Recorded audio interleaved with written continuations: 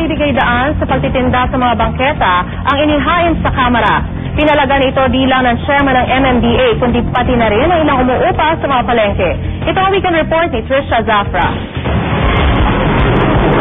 Ganito ang eksena tuwing magsasagawa ng clearing operations laban sa mga street vendor.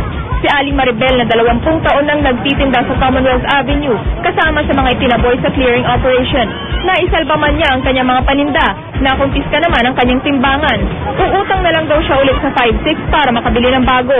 Kailangan mabuhay kaysa lang magnakaw ka, di ba?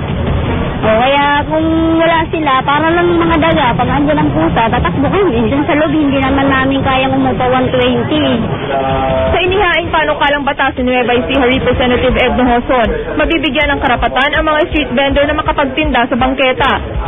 Bawal kumpiskahin, bawal i-destroy o sirain yung mga paninda ng mga vendors natin. Kasi daruin mo, yun na nga lang ang hanap buhay nila. Sisirain mo pa o kumpiskahin mo pa. Nakasaad din sa panukala na tutulungan ng mga lokal na pamahalaan na mamuhunan ng mga vendor at bigyan ng mga ito ng mga lugar kung saan sila pwedeng magtinda ng libre. Umalma rito si MMDA Chairman Bayani Fernando. Hindi raw ito patas sa mga umuupa ng pwesto para makapagtinda. Dahil lang sa mga dito sa sidewalk vendors, hindi na napapasok ang mga palengke.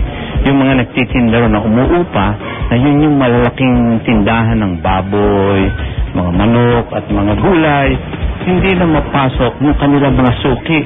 Sinang-ayunan ito ng meat vendor na si Gladys Menor. Naharangan din nila yung daan namin, tapos silang nabebentahan kami ng umupahan dito, hindi ganun kalakas.